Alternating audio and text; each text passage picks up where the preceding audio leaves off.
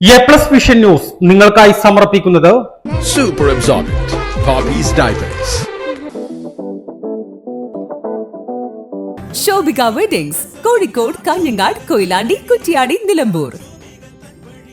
പരിചരണത്തിന്റെ 10 വർഷങ്ങൾ. Eranad hospital and research centre, main road, Edakkara. Shri Vivekananda പഠന കേന്ദ്രം, പാലേമാട്, എടക്കര. ഫോർകോ കേര പ്രൊഡക്ഷൻ ഇന്റർനാഷണൽ യൂണിറ്റ്, മുസ്ലിം പള്ളിക്ക് സമീപം, ഇടിവണ്ണ. മഹാറാണി ഗ്രൂപ്പിന്റെ 33ാം വാർഷികാഘോഷത്തിന്റെ സന്തോഷവേളയിൽ ഓഗസ്റ്റ് 17 മുതൽ സെപ്റ്റംബർ 17 വരെ നീണ്ടു നിൽക്കുന്ന ഓഫറുകൾ.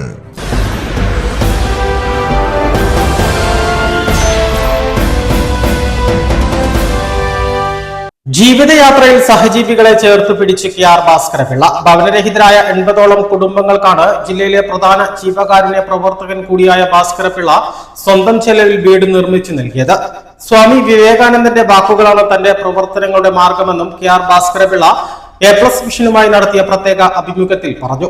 പരിശുദ്ധിയുള്ള കേര വെളിച്ചെണ്ണ. ഇനി ശുദ്ധമായ വെളിച്ചെണ്ണ ഉപയോഗിക്കൂ, ആരോഗ്യം സംരക്ഷിക്കൂ. കലർപ്പില്ലാത്ത പരിശുദ്ധി, കളങ്കമില്ലാത്ത നന്മ. ഫോർകോ കേര പ്രൊഡക്ഷൻ ഇന്റർനാഷണൽ യൂണിറ്റ്, മുസ്ലിം പള്ളിക്ക് സമീപം, ഇടിവണ്ണ.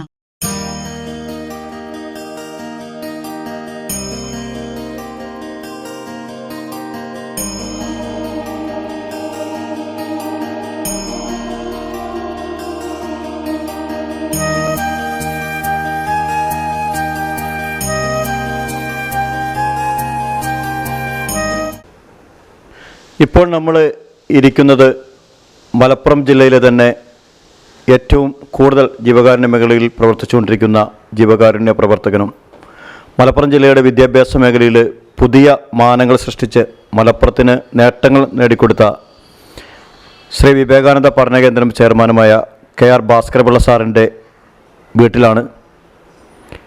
നമുക്ക് അദ്ദേഹത്തോട് തന്നെ ചോദിച്ചറിയാം. നമ്മുടെ സ്ഥാപനങ്ങൾ നിരവധി നമ്മുടെ മലപ്പുറം ജില്ലയിലും കേരളത്തിലുമൊക്കെ രൂപപ്പെടുകയും അത് കൂടുതൽ നേട്ടങ്ങൾ കൊയ്യുകയും ചെയ്ത ചരിത്രങ്ങളൊക്കെ നമുക്ക് പരിശോധിച്ചാൽ കാണാൻ കഴിയും.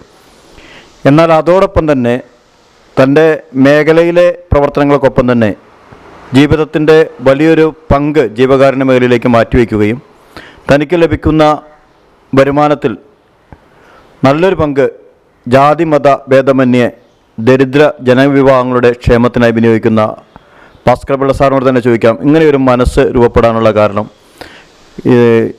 സ്വാർത്ഥത നിറഞ്ഞ ഈ ഒരു കാലഘട്ടത്തിൽ നിസ്വാർത്ഥമായി ഈ മേഖലയിലേക്ക് കൂടുതൽ ശക്തമായി വരാനുള്ള ഒരു കാരണം എന്താണെന്ന് നമുക്ക് ഭാസ്കരപിള്ള സാറിനോട് തന്നെ. എന്താണ് സാറേ ജീവകാരുണ്യ മേഖല തിരഞ്ഞെടുക്കാനുള്ള കാരണം? ഞാൻ ഒരു ആധ്യാത്മിക ചിന്തകനാണ്. ചെറുപ്പം മുതലേ ഈശ്വരവിശ്വാസം രൂഢമൂലമായി മനസ്സിൽ ഉദിച്ചതാണ്. അത് പൂർവികരുടെ അനുഗ്രഹം കൊണ്ടുണ്ടായ ഒന്നാണെന്നാണ് എൻ്റെ വിശ്വാസം. അതനുസരിച്ച് ഞാൻ ഏറ്റവും കൂടുതൽ ആരാധിക്കുകയും ആദരിക്കുകയും ചെയ്യുന്ന ആളാണ് സ്വാമി വിവേകാനന്ദൻ. സ്വാമി വിവേകാനന്ദൻ്റെ ഒരു വാക്യമാണ് എന്നെ വല്ലാതെ ആകർഷിച്ചത്. മാധവസേവ മാനവസേവ. മാധവനെന്ന് പറഞ്ഞാൽ ഈശ്വരൻ്റെ പര്യായമാണ്. മാധവൻ ഈശ്വരനെ സേവിക്കുന്നത് മനുഷ്യനെ സേവിക്കലാണ്. അവിടെ ജാതിയോ മതമോ പ്രദേശമോ വിഭാഗീയതയോ ഒന്നുമില്ലാതെ വേദനപ്പെടുന്നവനെ സഹായിക്കൽ നമ്മുടെ ധർമ്മമാണ്. ഈശ്വരൻ നമുക്കൊരുപാട് അനുഗ്രഹങ്ങൾ തന്നിട്ടുണ്ടെങ്കിൽ ആ അനുഗ്രഹങ്ങൾ വിഷമിക്കുന്നവരെ ഒരു പരിധിവരെ സഹായിക്കുക എന്നുള്ള ഒരു ചിന്താഗതി എൻ്റെ മനസ്സിൽ ചെറുപ്പം മുതലേ ഉടലെടുക്കുന്നതിനിടയായിട്ടുണ്ട്. അതുകൊണ്ടാണ് ഞാൻ അങ്ങനെയുള്ളൊരു പ്രവൃത്തിയിലേക്ക് ഏർപ്പെടുവാൻ കാരണമായത്. നമ്മുടെ നാട്ടിൽ ഭവനരഹിതർ നിരവധിയാണ്. സർക്കാരും മറ്റും നമുക്ക് നിരവധി വീടുകൾ വെച്ച് നൽകുന്നുണ്ടെങ്കിലും വീടില്ലാത്തവരുടെ എണ്ണം അനുദിനം നമ്മുടെ നാട്ടിൽ പെരുകി വരികയാണ്. കുറഞ്ഞ ഒരു കാലഘട്ടത്തിൽ 100 കണക്കിന് ആളുകൾക്ക് അവരുടെ ജീവിത സ്വപ്നമായ ഭവനങ്ങൾ യാഥാർത്ഥ്യമാക്കി നൽകിയതാണ് വലിയ ഒരു ജീവകാരുണ്യ പ്രവർത്തനം. അവിടെ ജാതിയോ മതമോ ഒന്നും നോക്കാതെ അവിടെ വീടില്ലാത്തവരുടെ ഒന്ന് തലചായ്ക്കാനിടയില്ലാത്തവർക്ക് പാർപ്പിടമൊരുക്കുകയാണ് ചെയ്തത്. ഏകദേശം എത്ര വീടുകൾ സാർ? ഇപ്പം ഞാൻ എൻ്റെ ഓർമ്മയിൽ 80 വീട് പൂർത്തീകരിച്ച് കൊടുത്തു കഴിഞ്ഞു. അത് 5 ലക്ഷം രൂപ മുതൽ 10 ലക്ഷം രൂപ വരെ മുടക്കുമുതലുള്ള വീടുകൾ നല്ല മനോഹരമായിട്ടാണ് ഉണ്ടാക്കി കൊടുത്തത്. അപ്പോൾ അടുത്ത സമയത്ത് കഴിഞ്ഞ ദിവസം പത്രത്തിലൊരു വാർത്ത വന്നു, 108 വയസ്സുള്ള നാരായണൻ എന്ന് പറയുന്ന ഒരാൾ മരിച്ചത്. അപ്പോൾ അതിൻ്റെ റിപ്പോർട്ട് വന്നപ്പോൾ ആ റിപ്പോർട്ടിൽ എൻ്റെ പേരുണ്ട്. നിലമ്പൂർ ബ്ലോക്കിലുള്ള പ്രായം ചെന്ന ആളുകളെ ആദരിക്കുന്ന ഒരു ചടങ്ങ് നടത്തിയപ്പോൾ അതിൽ എന്നെയും ക്ഷണിച്ചിരുന്നു. 60 വയസ്സിന് മുകളിലുള്ള പ്രായം അധികമുള്ള ആളുകളെയാണ് ക്ഷണിച്ചത്. അതിൽ 105 വയസ്സുള്ള ഒരു നാരായണൻ എന്ന് പറയുന്ന ഒരാളാണ് ഏറ്റവും കൂടിയ പ്രായമുള്ള ആൾ. അപ്പോൾ അവിടെ സംഘാടകർ പറഞ്ഞു ഇയാൾക്ക് വീടില്ല, വളരെ വിഷമത്തിലാണ് കഴിയുന്നതെന്ന്. അപ്പോൾ ഞാൻ ആ യോഗത്തിൽ വെച്ച് അവർക്കൊരു വീടുണ്ടാക്കി കൊടുക്കാം എന്ന് പറയുകയും അത് പെട്ടെന്ന് തന്നെ ആ കർമ്മം നിർവഹിക്കുകയും ചെയ്തു. അദ്ദേഹം വളരെ സന്തോഷത്തോടുകൂടി ആ വീട്ടിൽ കയറി താമസിക്കുകയും ഈ കഴിഞ്ഞ 2 ദിവസത്തിന് മുമ്പ് അദ്ദേഹം മരണപ്പെട്ടപ്പോൾ block panchayat member president Pushpavalli teacher അവിടെ നിന്ന് അയാൾക്ക് അനുശോചനം അറിയിക്കാൻ ചെന്നപ്പോൾ പത്രക്കാർ ഈ വാർത്ത അതിനകത്ത് രേഖപ്പെടുത്തിയിട്ടുണ്ടായിരുന്നു. അപ്പം അങ്ങനെ ഒരു പ്രയാസപ്പെട്ട് ജീവിക്കുന്ന ഒരു പാവപ്പെട്ട വയസ്സന് ഒരു വീടില്ലാതെ വിഷമിക്കുന്നത് കണ്ടപ്പോൾ എൻ്റെ മനസ്സിനെ അത് വല്ലാതെ വേദനിപ്പിച്ചു. അദ്ദേഹത്തിനൊരു വീടുണ്ടാക്കി കൊടുക്കേണ്ടത് എൻ്റെ ചുമതലയാണെന്ന് എനിക്ക് ബോധ്യം വന്നു. ഞാനത് നിർവഹിച്ചു. ഇപ്പോൾ അടുത്ത ദിവസം 8 പേർക്ക് ഞാൻ 4 സെൻറ്റ് വീതം ഭൂമി ദാനം ചെയ്ത് ആധാരം എഴുതി കൊടുത്തിട്ടുണ്ട്. അതും പത്രത്തിൽ വന്നിട്ടുണ്ട്. അങ്ങനെ പത്രത്തിൽ വരുന്നതിന് വേണ്ടിയല്ല ഞാനിതൊക്കെ ചെയ്യുന്നത്. തലചായ്ക്കാൻ ഇടമില്ലാത്തവർക്ക് ഒരാശ്വാസം എന്നുള്ള നിലയിൽ തന്നാൽ ചെയ്യാൻ കഴിയുന്നത് എത്ര ചെറുതായാലും അത് ചെയ്യണം എന്നൊരു ബോധം എൻ്റെ മനസ്സിൽ വളരെ ശക്തമായി ഊന്നിയിട്ടുണ്ട്. അത് അനുസരിച്ച് എൻ്റെ വരുമാനത്തിന് അനുസൃതമായി ഞാൻ ആകുന്നിടത്തോളം ചെയ്യുന്നുണ്ട്. അത് ദൈവം അതിനനുഗ്രഹിക്കും എന്നാണ് എൻ്റെ പ്രതീക്ഷ. അതിനിയും തുടർന്നുകൊണ്ടേയിരിക്കും എന്ന് പറയാൻ ഈ സന്ദർഭം ഞാൻ ഉപയോഗിക്കുകയാണ്. കാരുണ്യത്തിൻ്റെ വഴി തേടി പാലേമാട് അങ്ങാടിയിൽ നിന്നും ഭാസ്കരപിള്ള സാറിൻ്റെ വീട്ടിലേക്ക് ആളുകൾ ആ ഗേറ്റ് കടന്നെത്തുമ്പോൾ പലരും വലിയ പ്രതീക്ഷയിലാണ്.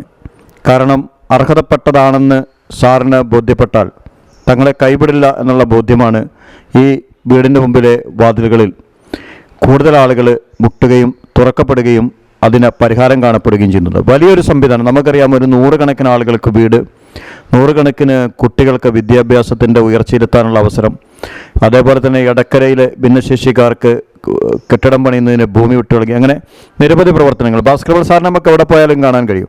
നിലമ്പൂരിൻ്റെ മലപ്പുറം ജില്ലയുടെ പല ഭാഗങ്ങളിലും പല പ്രശ്നങ്ങളിലും നമ്മൾ അവിടെ ചെല്ലുമ്പോൾ മുൻനിരയിൽ കാണുന്നൊരു വ്യക്തിത്വമാണ്. അല്ലെങ്കിൽ ആ സഹായം അത് ആരാണ് ചെയ്തതെന്ന് ചോദിക്കുമ്പോൾ അത് പിള്ള സാറാണ് എന്ന അഭിമാനത്തോടെ അവർ പറയുകയാണ്. ഇതൊക്കെ കേൾക്കുമ്പോൾ സാറിൻ്റെ ഈ പ്രവർത്തനങ്ങൾക്ക് സഹധർമ്മിണിയുടെ അടക്കമുള്ള പിന്തുണ എന്താണ് ആ സന്തോഷം പങ്കുവയ്ക്കപ്പെടുന്നത്? എൻ്റെ ഭാര്യയ്ക്ക് വളരെ സന്തോഷമാണ്. ആർക്കെന്ത് ചെയ്യുന്നതിനും ഒരു തടസ്സവും പറയാറില്ല. പക്ഷെ അവർ പറയുന്ന ഒരു കാര്യം വളരെ ശരിയാണ്. പലരും വന്ന് എന്നെ കളിപ്പിക്കാറുണ്ട്.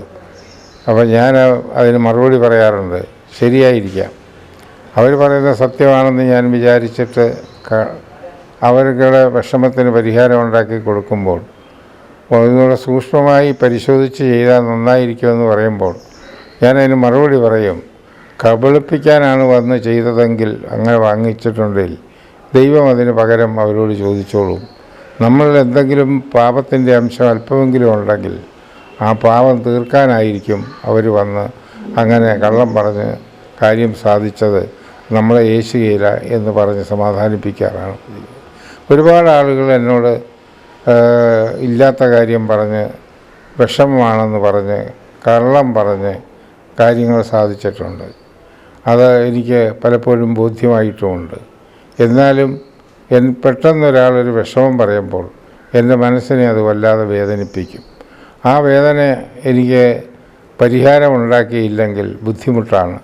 അതുകൊണ്ടാണ് ഞാൻ അങ്ങനെ ചെയ്യുന്നത്. അതുകൊണ്ട് ഇതുവരെ ഈശ്വരൻ ഒരു മുടക്കവും വരുത്തിയിട്ടില്ല. തുടർന്നും കഴിയുന്നിടത്തോളം ശ്രദ്ധിച്ച് ചെയ്യാൻ ശ്രമിക്കുമെന്നല്ലാതെ ഇന്നിപ്പോൾ രാവിലെ ഒരാളിവിടെ വന്നു, അതിക്ക് നിവൃത്തിയൊന്നുമില്ല എന്ന് പറഞ്ഞു. ഞാൻ എൻ്റെ പോക്കറ്റിൽ നിന്ന് 1000 രൂപ എടുത്ത് കൊടുത്തു.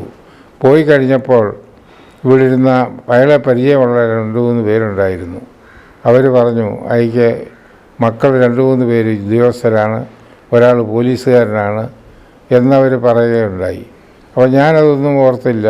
അങ്ങനെ ജോലിയുള്ളവനും ജീവിക്കാൻ മാർഗമുള്ളവനുമായിട്ടും അയാൾക്ക് ഒരു പക്ഷേ ഇതായിരിക്കും അയാളുടെ വിധി. പലരോടും ചെന്ന് പണം യാചിച്ച് ജീവിക്കാനായിരിക്കും അയാൾക്ക് വിധി. അത് അയാൾ നമ്മളിൽ എന്തെങ്കിലും വിഷമമുണ്ടെങ്കിൽ ആ വിഷമത്തിന് അയാൾ പരിഹാരമായിട്ട് കള്ളം പറഞ്ഞു കൊണ്ടുപോയത് അയക്കിരിക്കുമെന്ന് വിചാരിച്ചുകൊണ്ടാണ് ഞാൻ ചെയ്യുന്നത്. കാരുണ്യത്തിൻ്റെ പെരുമഴയായി കാരുണ്യത്തിൻ്റെ പാതയിലൂടെ സഞ്ചരിക്കുമ്പോഴും ഈ കാരുണ്യത്തെ ചൂഷണം ചെയ്യാനും ചിലപ്പോൾ പലരും വന്നുതരാം. പക്ഷേ അത് അറിയാമെങ്കിൽ പോലും തൻ്റെ മുമ്പിൽ സഹായവുമായി ചോദിച്ചെത്തുന്നവരെ വെറും കൈയോടെ മടക്കുന്നില്ല എന്നുള്ള ഒരു വലിയ മനുഷ്യ സ്നേഹത്തിൻ്റെ പ്രതീകം കൂടിയാണ് ഭാസ്കർ പിള്ള സാറ്. നമ്മൾ മനുഷ്യ ജീവിതങ്ങൾ സമ്പാദിച്ചു കൂട്ടുക, അല്ലെങ്കിൽ മക്കൾക്ക് വേണ്ടി സമ്പാദിക്കുക, സാമ്രാജ്യങ്ങൾ പിടിച്ചെടുക്കുക, അതിൻ്റെ അപ്പുറത്തേക്കൊന്നും കാണാതിരിക്കുമ്പോൾ അതല്ല മനുഷ്യൻ്റെ ജീവിതം. അവന് ചുറ്റുമുള്ള സാഹചര്യങ്ങൾ, സഹജീവികൾ അവരെ ചേർത്ത് പിടിക്കുകയാണ്. അങ്ങനെ മുന്നോട്ട് പോകുമ്പോഴേ തങ്ങൾ വിശ്വസിക്കുന്ന അടിസ്ഥാന തത്വങ്ങളിൽ മനസ്സർപ്പിക്കാൻ കഴിയൂ. അതിനാൽ ഇനിയും നിർലോഭമായി തനിക്ക് കഴിയുന്ന കാലത്തോളം മറ്റുള്ളവരെ സഹായിക്കുക എന്നതിന് തന്നെയാണ് പ്രാധാന്യമെന്നാണ് പിള്ള സാറ് നമ്മളോട് പറയുന്നത്. തീർച്ചയായും ഇത്തരം ആളുകളാണ് നമ്മുടെ ഇവിടെ സൃഷ്ടിക്കപ്പെടേണ്ടിയിരിക്കുന്നത്. ഇത്തരം ആളുകളാണ് നമ്മുടെ നാടിൻ്റെ കണ്ണിരൊപ്പാൻ ആവശ്യം. സർക്കാരുകളും സംവിധാനങ്ങളും ഒപ്പമുണ്ടെങ്കിലും ജീവകാരുണ്യ പ്രവർത്തകരുടെ നിസ്വാർത്ഥ സേവനം കൂടി ആകുമ്പോൾ മാത്രമാണ് മനുഷ്യ സമൂഹത്തിൻ്റെ ഒരു ലക്ഷ്യം, ഒരു പുരോഗതി വരൂ. അതിന് വലിയൊരു ഉദാഹരണമാണ് പിള്ളസാറ്. പിള്ളസാറ് എവിടെ എന്നുള്ളതല്ല, ഏതൊരാവശ്യ സമയത്തും അവിടെ എത്തുന്നു, അതിന് മുൻപന്തിയിൽ നിൽക്കുന്നു, അത് ചെയ്തു കൊടുക്കുന്നു, അവരെ ചേർത്ത് പിടിക്കുന്നു എന്നുള്ള വലിയൊരു മനുഷ്യ സ്നേഹത്തിൻ്റെ പ്രതീകം കൂടിയാണ്. സന്തോഷത്തിൽ അദ്ദേഹത്തിന് നൽകുന്ന വലിയൊരു പിന്തുണ സഹധർമ്മിണിയാണ്. അതോടൊപ്പം തന്നെ എല്ലാവരുടെയും കുടുംബാംഗങ്ങളുടെ പിന്തുണയാണ് ഈ പ്രവർത്തനങ്ങൾ കൂടുതൽ മുന്നോട്ട് കൊണ്ടുപോകാൻ കഴിയുന്നത്. എനിക്ക് വളരെ സന്തോഷമാണ്. ഏത് ഈ ജീവകാരുണ്യ പ്രവർത്തനം ഏത് ചെയ്താലും അതിലെനിക്ക് സന്തോഷമാണ്. എപ്പോഴും ഉണ്ട്. ആളുകളൊക്കെ വന്ന് കാണുമ്പോൾ അമ്മയ്ക്ക് ഉണ്ടാകുന്ന ഈ പ്രയാസങ്ങളൊക്കെ കേൾക്കുമ്പോൾ അമ്മയ്ക്ക് എന്താ തോന്നുന്നു? അപ്പോൾ എനിക്കും വിഷമം തോന്നും. അവർ രണ്ടുപേരും അന്നേരം എന്തെങ്കിലും ചെയ്യും. ചെറിയ ചെറിയ ഇതൊക്കെ ഇവിടെ എൻ്റെ അടുത്ത് വരുന്നവർക്ക് ഞാനും ചെയ്യും. വലിയ വലിയ കാര്യങ്ങളൊക്കെ ഞങ്ങൾ രണ്ടുപേരും കൂടെ ചെയ്യും. എന്തോ സന്തോഷപ്രദമാണ്. കഴിഞ്ഞൊരു 85 വർഷക്കാലം തിരിഞ്ഞു നോക്കുമ്പോൾ വളരെ ഹാപ്പിയാണെന്നാണ് പിള്ള സാറ് ഇപ്പോൾ പറയുന്നത്. ഞാൻ ഒരു തത്വം പറയാം. നമ്മൾ വന്നത് വെറും കൈയോടാണ്, നമ്മൾ പോകുന്നതും വെറും കൈയോടാണ്. നമ്മുടെ എന്ന് പറയുന്നത് ഒന്നും ഇവിടെ ഇല്ല, നമ്മൾ ചെയ്യുന്നത് മാത്രമേ ഉള്ളൂ. സത്യം വദ ധർമ്മം ചര എന്നൊരാപ്തവാക്യമുണ്ട്. സത്യമേ പറയാവൂ, ധർമ്മമേ ചെയ്യാവൂ. ആ ധർമ്മം ചെയ്യലാണ് എൻ്റെ ജന്മോദ്ദേശം എന്ന് വിശ്വസിച്ചുകൊണ്ട് ഞാൻ പോകുമ്പോഴൊന്നും കൊണ്ടുപോയില്ല. ഈ നല്ലവരായ ആളുകളുടെ സ്നേഹം മാത്രമേ ഉള്ളൂ. അതാണ് ഈശ്വരീയം എന്ന് പറയുന്നത്. ആ ഈശ്വരാനുഗ്രഹം വേണ്ടുവോളം അനുഭവിക്കുന്നവനാണ് ഞാൻ. എനിക്ക് മറ്റ് വിഷമങ്ങളൊന്നുമില്ല. വേദനപ്പെടുന്നവരെ കാണുമ്പോൾ എൻ്റെ മനസ്സ് വേദനിക്കുന്നു. അവർ സന്തോഷത്തോട് കഴിഞ്ഞുകൂടിയാൽ അത് നല്ലതെന്നുള്ള വിശ്വാസമുണ്ട്. അതനുസരിച്ച് എനിക്കാകുന്നത് ഞാൻ ചെയ്യുന്നുണ്ട്.